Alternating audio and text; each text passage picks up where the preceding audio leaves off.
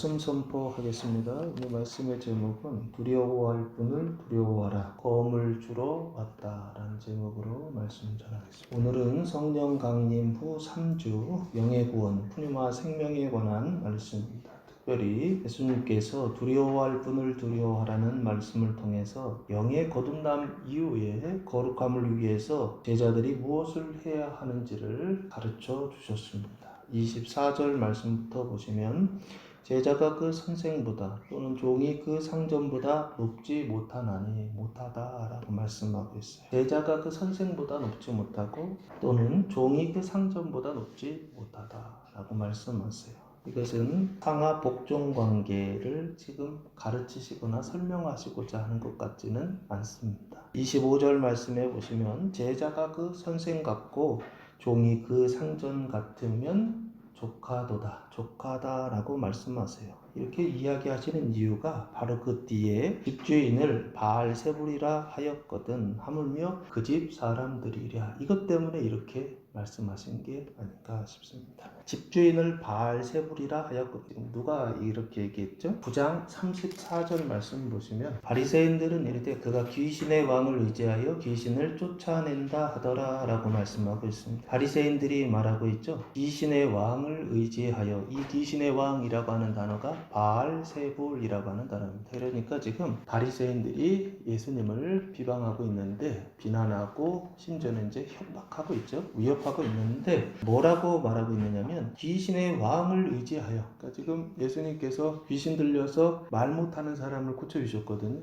그랬더니 귀신을 쫓아내시고 병을 고쳐주셨더니 바리새인들이 그것은 귀신의 왕을 힘입어서 그렇게 한 것이다 라고 비방하면서 심지어는 위협하는 그런 장면이 바로 앞에 있죠. 그것 때문에 지금 예수님께서 이 말씀을 하신 것 같다라는 것입니다. 그들이, 바리새인들이죠, 집주인을 지금 뭐라고 말하고 있느냐? 바알세불이다 하였다라는 것입니다. 이 집은 누구의 집일까요? 당연히 주인의 집이죠. 그 집주인이 누구냐고요? 이게 아버지 하나님을 얘기하는, 그 아버지 하나님을 지금 뭐라고 얘기했느냐면 바알세불이다 라고 그렇게 말하고 있다는 거예요. 그래서 하물며 그 집 사람들이라, 그러니까 그 집 주인을 바알세불이라 하였거든. 그 집 주인이 하나님 아버지시고 그 하나님을 바알세불이라 하였으니까 하물며 그 집 사람들, 그러니까 그 아버지의 집 사람들, 하나님의 집 사람들, 그 사람들은 어떠하겠느냐? 그 사람들에게는 또한 무슨 욕인들 못하겠느냐라고 이렇게 공동번역에 번역되어 있더라고요. 그러니까 하나님도 그렇게 욕하는데, 그 집 주인도 이렇게 욕하는데, 그 집 사람들, 그게 누구냐면 예수님과 또한 예수님의 제자들. 그 제자들은 지금 신앙의 상태는 어떤 상태냐면 거듭난 제자들을 말하는 것입니다. 그래서 그 거듭난 제자들을 위협하고 욕하고 있는 어떤 이것을 보시면서 아버지도 그렇게 욕하고 집주인도 욕하는데, 그런데 그 집 사람들, 너희들에게는 무슨 욕인들 못하겠느냐 라고 그렇게 예수님께서 말씀하고 계시는 거예요. 그러니까 24절에 제자가 그 선생보다 높지 못하고 또는 종이 그 상전보다 높지 못하다는 것은 상하 복종 관계를 설명하시려고, 그러니까 상전의 말을 복종하라고 이 얘기하시려고 하는 게 아니에요. 높지 못하다라고 하는 것은 주인이 받는 욕을 얘기하는 거예요. 집주인이 받는 그 욕, 그 이상의 욕이나 그 이상의 위협은 있지 않을 것이다 라고 하는 얘기를 해주고 싶으셨던 거예요. 그러니까 26절에 바로 뭐가 나오냐면 두려워하지 마라. 그러니까 두려워하지 마라. 그러므로 두려워하지 마라. 26절. 그런즉 그들을 두려워하지 말라라고 예수님께서 지금 말씀하고 있는 것입니다. 그래서 지금 이게 하나님의 집이거든요. 그 하나님의 집에 예수님이 오시기 전까지는 오직 한 사람들만 살고 있었어요. 그게 바로 누구냐면 이스라엘 사람들이고 유대교를 믿고 있었던 유대인들, 그 중에서도 바리새인들을 얘기하는 것이죠. 이 사람들만 그 집에 살고 있었어요. 그런데 예수님이 오시고 나서 그 집에 누가 다시 태어났느냐면 이 바리새인들의 동생들, 그게 바로 누구냐면 예수님의 제자들을 말하는 것입니다. 그래서 하나님의 집에 두 명의 하나님의 자녀들이 있는데, 하나는 예수의 제자들이고요, 또 하나는 바리새인들과 그 사람들을 이야기하는데, 바리새인들과 그 사람들을 뭐라고 얘기해야 될까라고 했을 때 이게 육신의 자녀들입니다. 육신의 사람들, 육신의 자녀들이고, 그리고 이 예수와 예수의 제자들은 누구냐라고 했을 때 이게 바로 아브라함의 자손들, 똑같이 아브라함의 자손이죠. 그런데 육신의 자녀가 아니라 아브라함의 자손인데 믿음의 자손, 약속의 자손, 그게 바로 예수와 예수의 제자들을 말하는 것입니다. 다시 얘기하면 신앙적으로 보면 예수와 예수의 제자들은 거듭난 생명의 새로운 자기, 거듭난 생명의 새로운 나를 말하는 것이고, 지금 이 바리새인들과 이 사람들, 이스라엘 사람들은 신앙적으로 봤을 때 거듭나지 못한 사망의 옛 자기, 사망의 옛 나를 말하는 것입니다. 이 둘이 하나님의 집 안에 이 두 부류의 사람들이 같이 살고 있다는 거예요. 왜? 새로 태어났으니까. 그 집에 거듭난 사람들이, 새로 태어난 사람들이 있으니까. 그런데 문제는 뭐냐면 누가 더 힘이 세냐라고 했을 때 먼저 태어난 사람들이 힘이 세다라는 거예요. 그게 바로 뭐냐면 육신의 아들들을 말하는 것입니다. 그게 바로 바리새인들이에요. 이 사람들이 먼저 태어나서 하나님을 섬긴다고 하면서도 실제로는 하나님을 섬기지 않고 사망으로 하나님을 섬기는, 자기 마음대로 하나님을 섬기는 그런 상태에 있었던 사람들, 그 사람들을 지금 바로 뭐라고 얘기하냐면 바리새인들, 집주인을 바알세불이라 부르는 사람들을 말하는 것이 아닌가. 그들이 하나님도 그렇게 얘기하고 집주인도 그렇게 얘기하는데 그 집 사람들에게는 어떻게 하겠느냐? 욕하지 않겠느냐? 무슨 욕인들 못하겠느냐? 그러나 그 이상의 욕은 하지 않을 것이다. 이게 24절의 얘기예요. 그래서 25절에 제자가 그 선생 같고 종이 그 상전 같으면 좋겠다라고 하는 것은 그 정도, 주인이 받는 욕이나 주인이 받는 위협 정도의 그 정도까지만 허락된 것이지 그 이상은 받지 않을 것이다 라고 하는 얘기를 예수님께서 지금 제자들에게 하고 있는 것입니다. 그래서 그 예수의 제자들과 바리새인들과 그 사람들, 거듭난 자와 거듭나지 못한 옛 나가 한 집에서 싸우고 있는데 이 바리새인들, 육신의 사람들이 이기고 있다라고 하는 것입니다. 그때 예수님께서 26절에 이렇게 설명하고 있습니다. 그런즉 그들을 두려워하지 말라라고 하는 것입니다.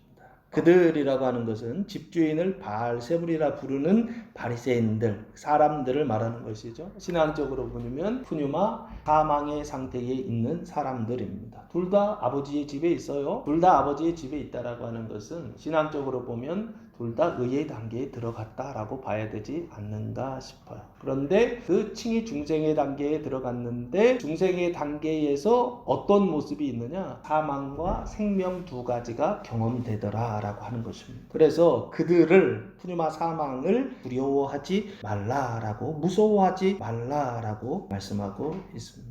감추인 것이 드러나지 않을 것이 없고 숨은 것이 알려지지 않을 것이 없느니라, 없다라고 말씀하고 있어요. 그러면 감추인 것은 무엇입니까? 그들의 감추온 것이겠죠. 바리새인들의 그 감추인 것, 그리고 그들의 숨은 것, 이 숨은 것이라고 하는 단어가 크리프토스라고 하는 단어를 사용했는데요. 감추어진이란 뜻이면서 내부의라고 하는 뜻이 갖고 있어요. 그래서 숨은 것은 내부에 숨은 것이라고 한다면 감추인 것은 이 외부에 감추인 것이다 라고 말할 수 있겠다 싶어요. 그래서 그들의 외부에 어떤 감추어진 것, 속으로는 안 그런데 겉으로는 거룩한 척 하는 것, 이걸 뭐라 그랬죠? 외식이라 말씀드리지 않았습니까? 그 사망을 감추어버린 것이죠. 그래서 생명인 것처럼 거룩한 것처럼 그 가증함을 거룩한 것처럼 보이고 있는 것, 그것을 말하는 것이 아닐까 싶어요. 감추인 것이 드러나지 않을 것이 없고 드러나지 않을 것이 없다라고 하는 것은 반드시 드러난다는 것이죠. 그럼 뭐가 드러날까요? 이 사람의 그 육신의 행동의 가증함, 사망이 드러난다라고, 드러나지 않을 것이 없다, 반드시 드러난다라고 말씀하시고, 그리고 숨은 것이, 내부에 숨어있는 어떤 것, 그것이 알려지지 않을 것이 없다라고 말씀하시는데 그 내부에 숨은 것은 뭐라고 해야 될까라고 했을 때 그 마음과 생각의 부정함을 말해야 되지 않을까 싶어요.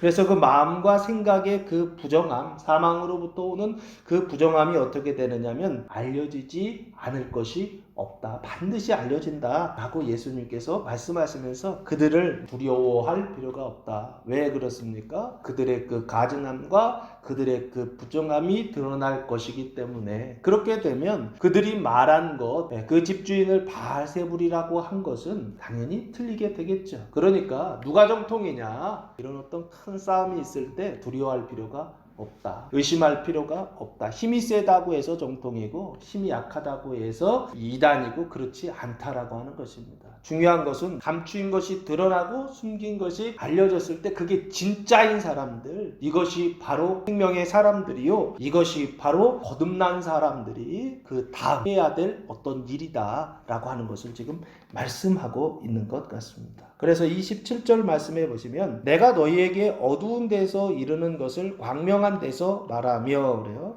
알려지지 않을 것이 없다. 그러므로 두려워하지 말고 오히려 말하라 이거예요. 근데 뭘 말하냐면 내가 너희에게 어두운 데서 이르는 것, 그러니까 어두움과 이르는 것이 있죠. 그러면 이게 이제 어둠이고 사망인데 거기에서 이르는 예수님의 말씀은 뭘까요? 당연히 빛이겠죠. 어둠 속에 어둠을 말하진 않을 거 아니에요. 빛을 말하고 그리고 그 사망 가운데 생명을 말씀하시지 않겠어요? 그래서 어두운 데서 빛과 생명을 말씀하실 텐데 너희는 광명한 데서 말하라 라고 말씀하세요. 나는 어두운 데서 빛과 생명을 말한다면 너희는 광명한 데서, 너희가 생략돼 있죠? 너희는 광명한 데서 빛 가운데서 말하라는 거예요. 당연히 그 빛과 생명을 말하는 것이죠. 마음과 그 생각의 그 정결함, 그 생명을 말하라 라고 예수님 말씀하세요. 그리고 나서 뒤에 하나 더 너희가 귓속말로 듣는 것을 집 위에서 전파하라. 둘 다 말하는 것이죠. 그런데 여기는 귓속말로 듣는 것이라고 말씀하세요. 귀로 듣는 것이죠. 이 외부 그 귀로 듣는 것, 그 듣는 것을 집 위에서 전파하라. 누가 전파하는 겁니까? 너희가 귓속말로 듣는 것을 이제는 집 위에서 전파하라. 대놓고 공포하라 라고 하는 그런 뜻입니다. 그래서 이 집 위라고 하는 단어가 결국에는 누구의 집이냐? 이게 아버지 집이거든요. 그 아버지의 집에서 케리소 전파하라 라고 하는 것입니다. 그럼 뭘 전파할까요? 건물 지붕의 그 꼭대기에서 전파하는 것인데 옥상 같은 것이죠. 거기서 전파하는 것인데 다 알아들을 수 있도록 사람들이 그 집 밖에 있는 사람들이 다 들을 수 있도록 전파하라는 것입니다. 그 육신과 그 행동의 거룩한 생명, 그 생명의 말씀을 전파하라라고 예수님께서 말씀하세요. 두려워하지 말고 말하고 두려워하지 말고 전파하라라고 하는 것입니다. 그 생명의 말씀, 그 정결한 말씀, 그 거룩한 말씀을 전파하라라고 말씀하세요. 그러면서 8절 몸은 죽여도 영혼은 능히 죽이지 못하는 자들을 두려워하지 말고, 몸은 죽여도 영혼은 능히 죽이지 못하는 자들이 있죠. 그게 누굽니까? 몸은 죽일 수 있어요. 소마라고 하는 단어를 사용했는데 몸은 죽여도 영혼이라고 하는 단어는 푸시케라고 하는 단어를 사용했어요. 푸시케라고 하는 단어는 푸니마 푸시케 사르크스 할 때 그 푸시케를 얘기합니다. 생명, 사람, 내적 자아, 혼이라고 하는 내용을 갖습니다. 그래서 이 영혼은 능히 죽이지 못하는 자들, 그 사람들이 누굽니까? 여기에서는 바리새인들을 얘기하고 그들을 따르는 이스라엘 사람들을 얘기하죠. 그래서 그 집 주인을 바알세불이라 하는 그렇게 위협하고 비방하는 이 사람들을 두려워하지 말고, 결국에는 한마디로 얘기하면 사람들을 두려워하지 말고 이렇게 얘기할 수 있겠죠. 그리고 오직 몸과 영혼을 능히 지옥에 멸하실 수 있는 이를 두려워하라. 그러니까 두려워하지 말고 두려워하라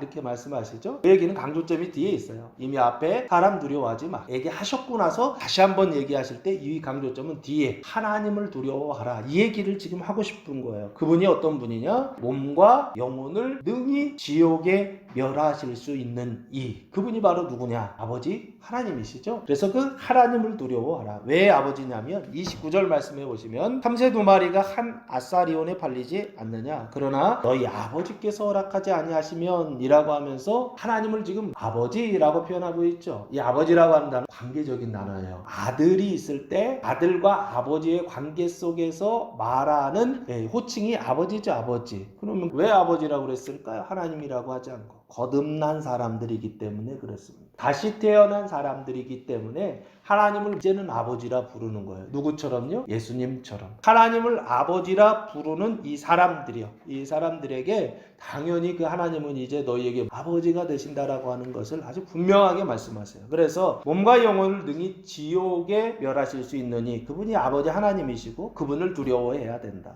지옥이라고 하는 것은 불교적인 지옥 개념을 생각하시면 안 됩니다. 이 지옥은 게헨나라고 하는 단어를 사용했는데 있는데 흰놈의 아들의 골짜기, 흰놈의 아들의 골짜기라고 하는 뜻입니다. 이스라엘 예루살렘의 남서쪽 그 흰놈의 아들의 골짜기라고 하는 그곳에서 우상 숭배를 하고 있었죠. 자기 자녀들을 불에 태워서 바치는 그런 장소가 바로 게헨나라고 하는 장소였는데 그곳에서 항상 우상에게 자식을 불 태워서 바치다 보니까 늘 뭐가 있느냐면 불이 태워져 있었고 그 불 태워져 있는 그곳에 자식을 바치는 그런 곳이었어요. 그러다 보니까 여기가 마치 지옥과 같다 해서 지옥이라고 하는 단어를 이렇게 사용했던 거예요. 늘 불이 있고 그 불 속에 사람들, 자기 자녀들을 넣어서 그래서 태워가지고 우상 숭배하던 장소가 아주 끔찍한 장소죠. 그 장소를 게헨나라고 그렇게 불렀는데 그걸 우리나라 번역할 때 지옥이라고 그렇게 번역을 해놨어요. 왜냐하면 불 때문에 그런 것 같아요. 죽어서 벌을 받으러 가는 장소로 지옥 하면서 지옥의 그 불을 생각하잖아요. 아마 그것 때문에 그렇게 번역을 해놓은 것 같습니다. 그런데 지옥에 멸하실 수 있는 이를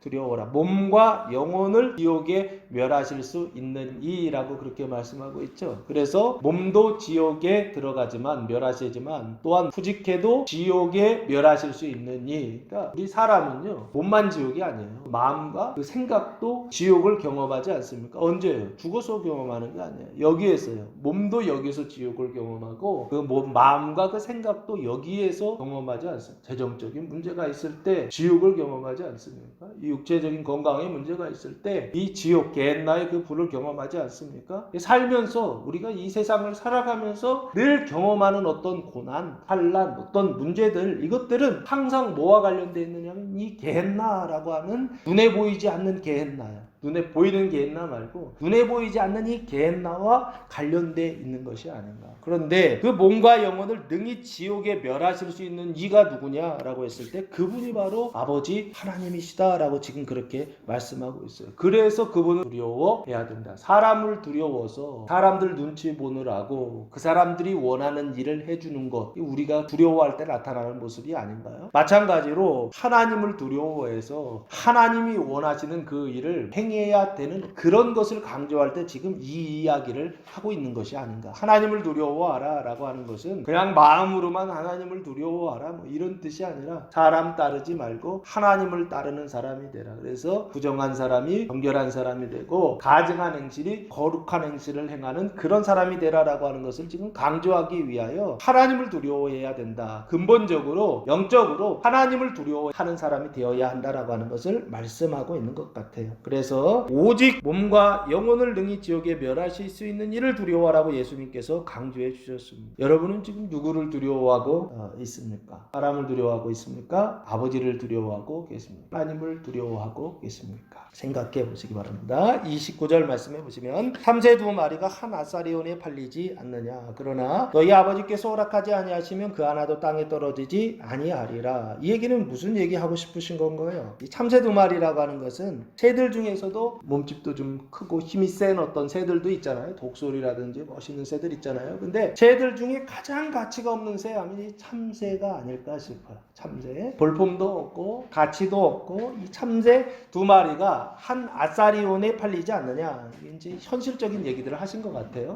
한 아사리온은 뭡니까? 로마 동전의 일종으로 보통 금액 중에 돈의 가치 중에 아주 작은 금액, 작은 가치를 아사리온이라고 하는데 보통 데나리온의 16분의 1의 가치다라고 그렇게 얘기를 하더라고요. 그러니까 데나리온이 노동자의 일일 품삯이라고 그래요. 그래서 보통 10만원, 1데나리온에 10만원이라면 그거의 16분의 1 정도 되는 가치가 바로 한 아사리온이라고 하는데 계산해 보니까 10만원에 16분의 1을 하니까 6,250원 정도 나오더라고요. 한 6,000원 정도 되는 것 같아요. 6,000원. 그러니까 참새 두 마리가 6,000원이니까 한 마리가 한 3,000원 정도 하는 거죠. 그러니까 아주 가치가 없고 아주 작은 본이죠. 가치가 없고 그리고 아주 작은 본이라 할지라도 너희 아버지께서 허락하지 아니하시면 그 하나도 땅에 떨어지지 않는다. 아버지께서 허락하시지 않는다는 것은 아버지의 허락, 아버지의 주권 아래에 있다는 것을 얘기하고 있죠. 그래서 아무리 작고 가치 없는 것이라도 하나님의 허락과 하나님의 주권 아래에 있기 때문에 하나님이 허락하시지 않으면 그 하나도 땅에 떨어지지 않는다라고 예수님께서 지금 이 말씀을 하고 계세요. 너희에게 얘기하고 싶은 거예요. 비교하고 있는 거죠. 새들도 하나님께서 이렇게 보호하시고 인도하시는데 하나님의 주권 아래 있는데 너희는 어떻겠느냐 이 얘기를 하고 싶은 거예요. 그래서 30절 말씀해 보시면 너희에게는 머리털까지 다 세신 바 되었나니 참새에 비하면 엄청난 대우시죠. 참새 2마리도 하나님께서 허락하시지 않으면 땅에 떨어지지 않는데 너희는 머리털 숫자까지도 세고 계시다라는 거예요. 왜? 하나님의 자녀이니까요. 거듭난 하나님의 생명의 자녀이니까 이 생명의 자녀들의 뭐까지 세고 계시다고요? 네, 머리털이요. 세상에서 봤을 때는 거듭난 사람들이 별거 아니에요. 지금요. 바리새인들이 보았을 때는 힘도 없고 연약한 사람들이에요. 얼마든지 그냥 흔들어서 뽑으면 뽑힐 수 있는 그런 사람들인데 근데 하나님 보실 때는 이 사람들이 어떤 사람들이냐? 머리털까지 다 세신 바 될 정도로 귀중하고 가치 있는 하나님의 그 주권 아래 있으면서도 그 보호하신 가운데에서 그렇게 지켜지고 있는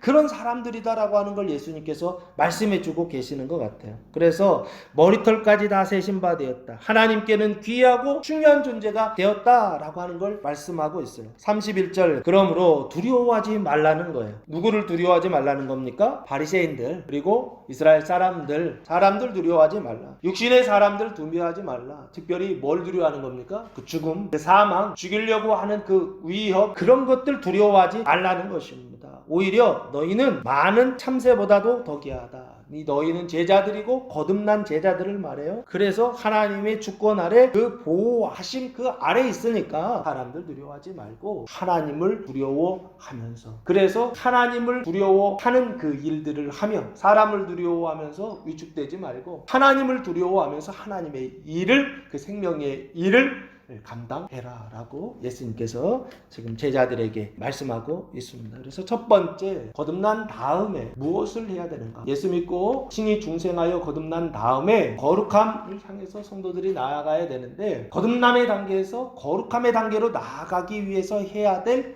첫 번째 일이 바로 무엇이냐면 사람을 두려워하지 않는 것, 하나님을 두려워하는 것. 이것이 바로 첫 번째 해야 될 아주 중요한 일이다라고 하는 것입니다. 그리고 두 번째 32절 말씀해 보시면 누구든지 사람 앞에서 나를 시인하면 나도 하늘에 계신 내 아버지 앞에서 그를 시인할 것이요. 반대로 33절 누구든지 사람 앞에서 나를 부인하면 나도 하늘에 계신 내 아버지 앞에서 그를 부인하리라 라고 말씀해 주셨어요. 구조는 똑같죠? 안에 이제 시인하냐 부인하느냐 이것만 다른 것뿐입니다. 조금 더 자세히 보시면 누구든지 제자들만 포함되는 게 아니에요. 누구든지예요. 거듭난 사람 누구든지 사람 앞에서 이 사람은 누굽니까? 집주인을 바알세불이라고 하면서 욕하는 사람 그리고 그 제자들을 죽이려고 위협하는 사람 예수를 욕하고 예수를 죽이려고 위협하는 그 사람 앞에서 나를 예수를 시인하는 거예요. 그냥 사람들 나를 좋아하는 사람들 앞에서 예수를 시인하는 걸 얘기하는 게 아니고 예수를 욕하고 예수를 죽이려고 위협하는 그 사람들 앞에서 예수를 시인하면 이 시인한다라고 하는 것은 호몰로게오라고 하는 단어를 사용했는데 동의하다, 인정하다, 시인하다라고 하는 거예요. 그러니까 그 인정하고 시인하면 결국에 예수를 욕하고 예수를 위협하고 있는데 그분을 내가 시인하면 그 사람들이 나를 어떻게 하겠어요? 저 사람도 제 편이다 그렇게 생각하겠죠. 예수 편이다, 예수와 같은 사람들이다 라고 생각해서 나를 어떻게 하겠어요? 그 시인하는 사람을요. 욕하고 동일하게 위협하겠죠. 시인한다라고 하는 건 결국에 뭐냐? 욕을 먹고 위협을 당하는 거예요. 예수를 시인한다라고 하는 것은 그들에게 육신의 사람들에게 그 사망을 따라 살아가는 사람들에게 그 사망의 생각에게 욕을 먹고 그 사망의 생각을 따르는 사람들에게 위협을 당하는 어떤 그 고난을 그 환난을 말하는 것입니다.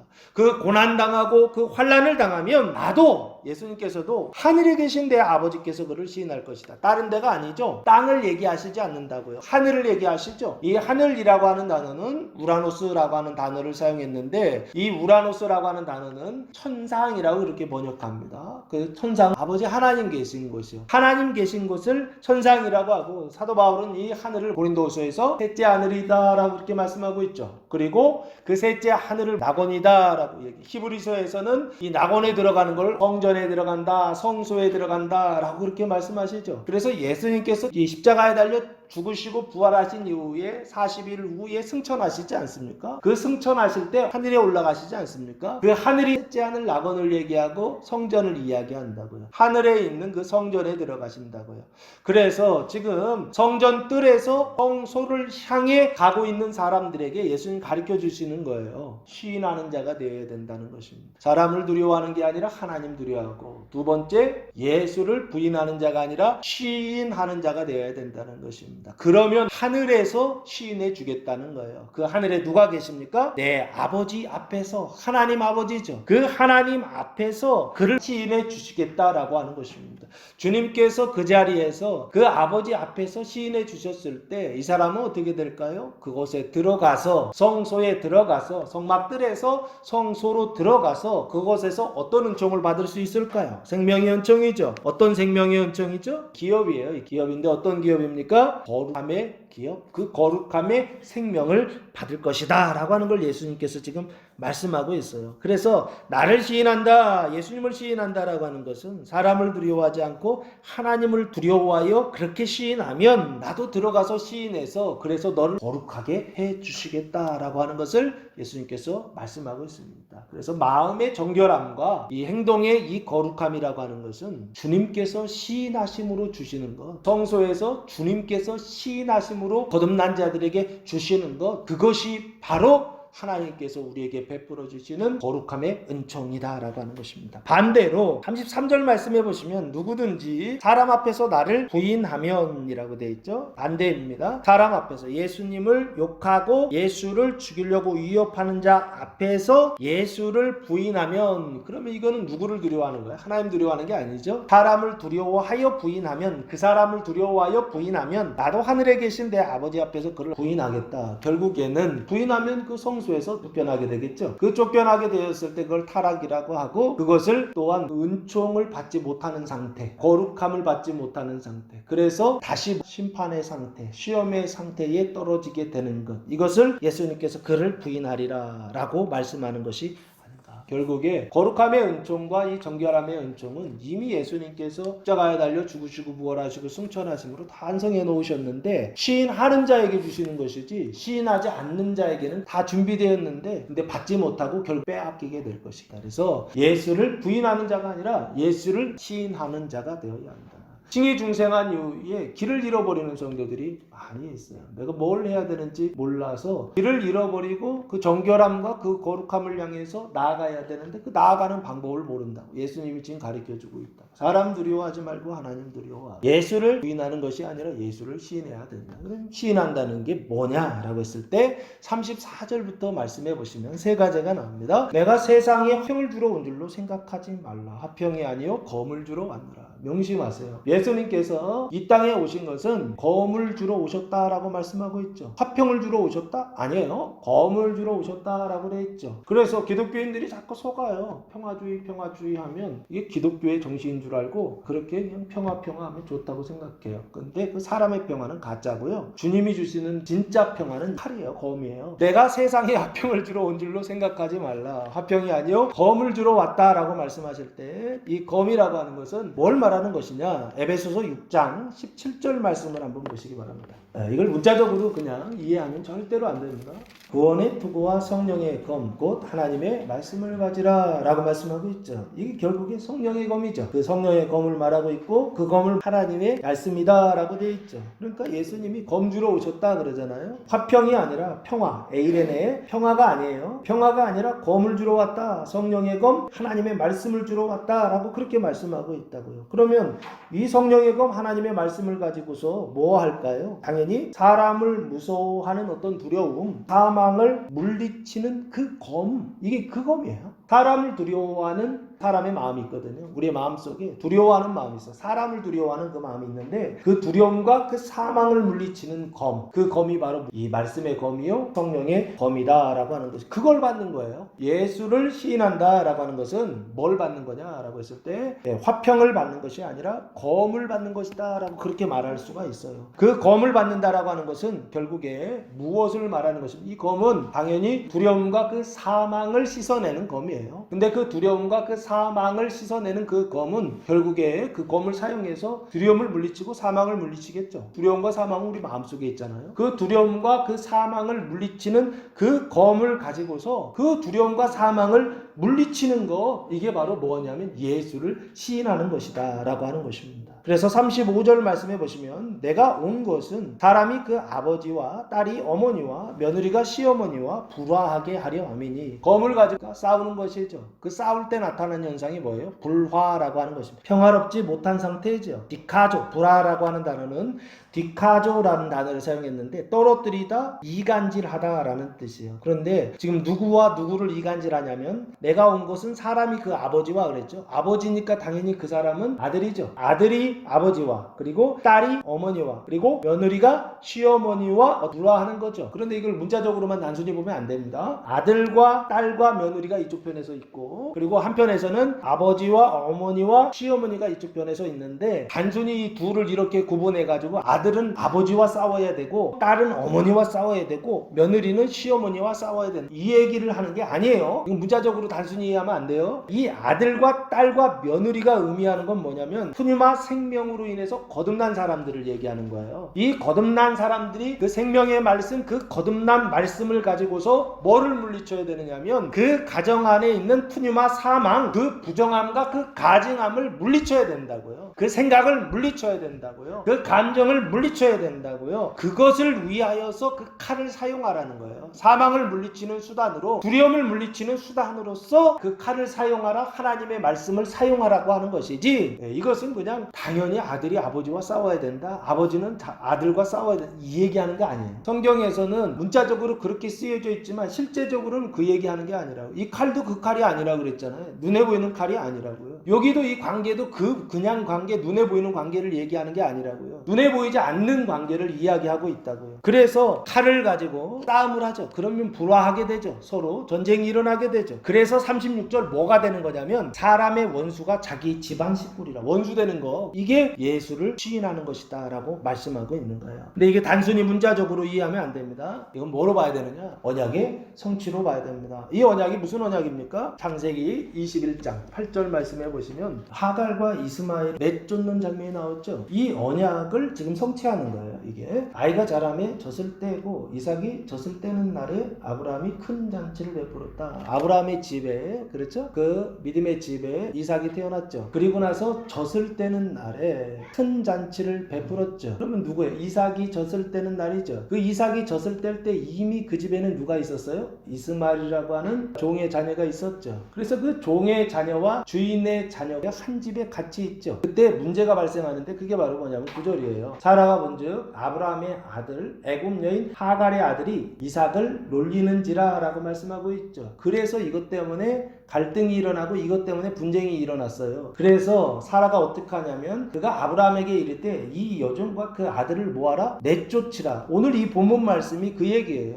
그 종의 아들과 그 여종을 내쫓으라고 하는 말씀이라고요. 그래서 그 내쫓으라고 하셨던 그 말씀이 창세기에 기록되어 있고 그걸 실제로 내쫓아요. 그 내쫓았던 그 말씀이요. 그 말씀이 오늘 이 본문을 통하여 예수님께서 실제로 그걸 성취하고 있는 말씀이라고요. 그래서 이 아브라함의 집에 생명의 자녀와 그 사망의 자녀, 육신의 자녀가 같이 있었잖아요. 같이 있었는데 지금 먼저 태어났던 이스마엘, 그 종의 자녀, 육신의 자녀가 생명의 자녀 이삭을 지금 놀리고 핍박하는 그런 상황이라고요. 그때 생명이 연약했을 때, 생명이 태어났을 때는 이 싸움이 안 일어나요. 근데 그 생명이 태어나고 그 생명이 성장했을 때 그때부터는 어떤 일이 일어나더라고요. 이제는 생명과 사망이 같은 집에 있다가 더 이상 같이 있을 수 없는 상황이 된다고요. 뭐가 컸을 때? 거듭난 생명이 성장하고 자라기 시작했을 때, 젖을 떼기 시작했을 때 성장한 거죠. 그때부터 무슨 일이 일어나느냐? 이 불화의 현상이, 싸움의 현상이 일어나더라는 거예요. 누구와 싸우는 것입니까? 옛 자기요. 그게 사망이고 새로운 자기, 거듭난 자기, 이 나와 둘이 싸워서 한 집에서 분쟁이 일어나는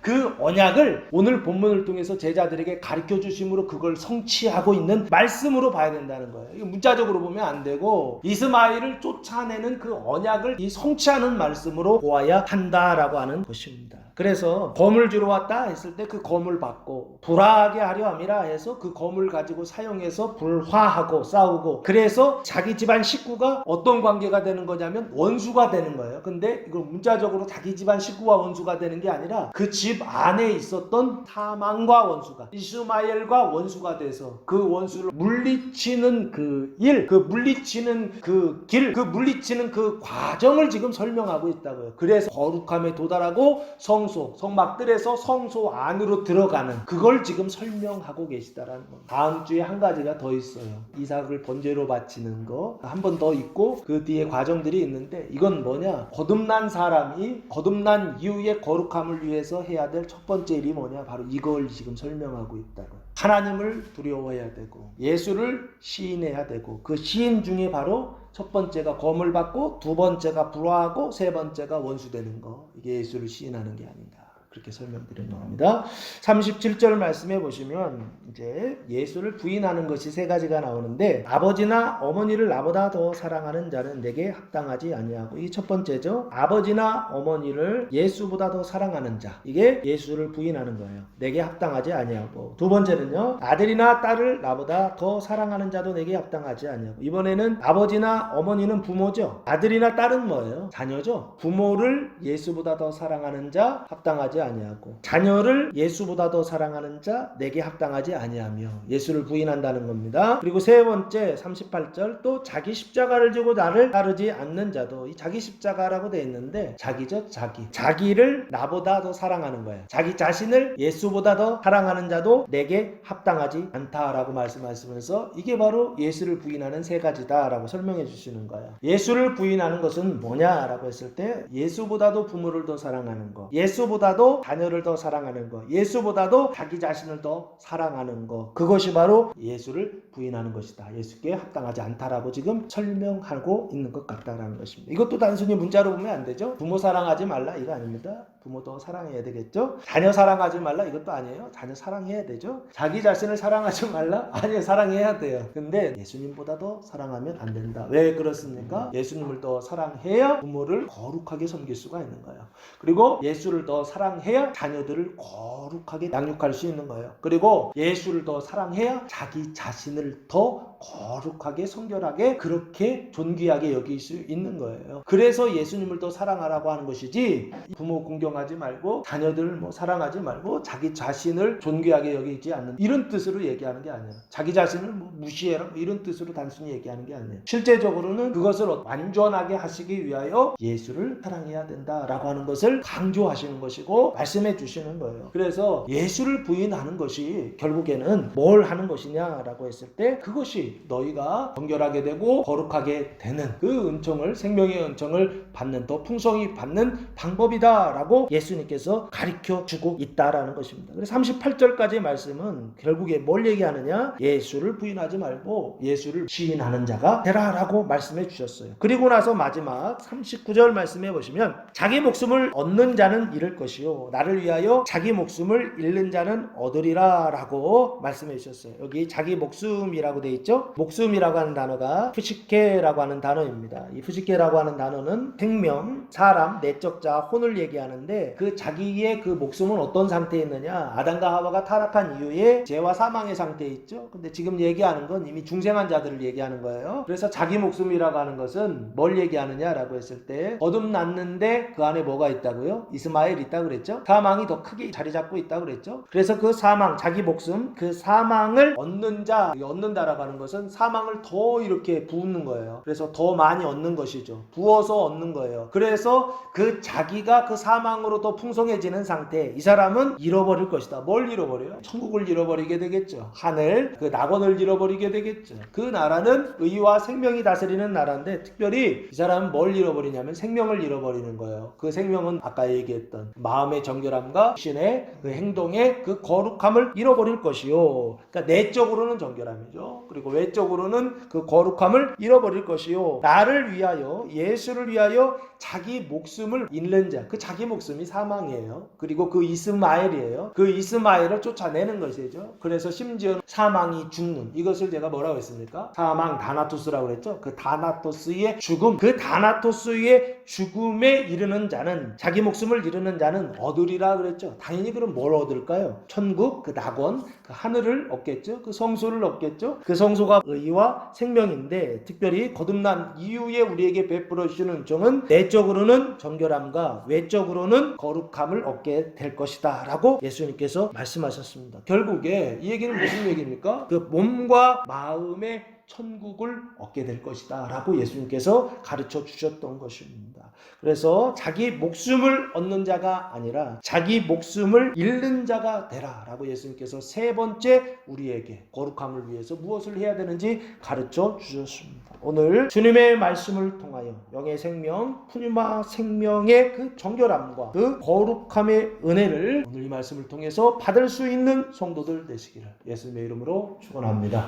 기도하겠습니다. 하나님의 은혜와 사랑을 감사드리며 찬송드리며 영광을 올려드립니다. 칭의와 중생의 은총을 허락하여 주시고 이제 우리에게 거룩함의 은총을 허락해 주시기 위하여 믿는 제자들이 무엇을 해야 되는지, 믿는 성도들이, 당신의 자녀들이 무엇을 해야 되는지 오늘 말씀을 통하여서 가르쳐 주시고 깨닫게 하시니 감사합니다. 길을 잃지 않게 하시고 주님 말씀하신 대로 두려워해야 할 자를 두려워하게 하시고 시인해야 할 분을 시인하게 하시고 자기 목숨을 얻는 것이 아니라 잃어버리는 자가 되게 하셔서 성소에 들어가게 하시고 천국 낙원에 이르게 하시고 그 정결함과 거룩함의 은총을 풍성히 받는 주의 백성들, 주의 자녀들 다 되게 하옵소서. 이제는 우리 주 예수 그리스도의 은혜와 하나님 아버지의 무한하신 사랑하신 것, 성령의 교통하심이 사랑하는 성도들 머리 위에와 가정 위에와 교회 위에 이제로부터 영원토록 함께 하시기를 간절히 축원하옵나이다. 아멘.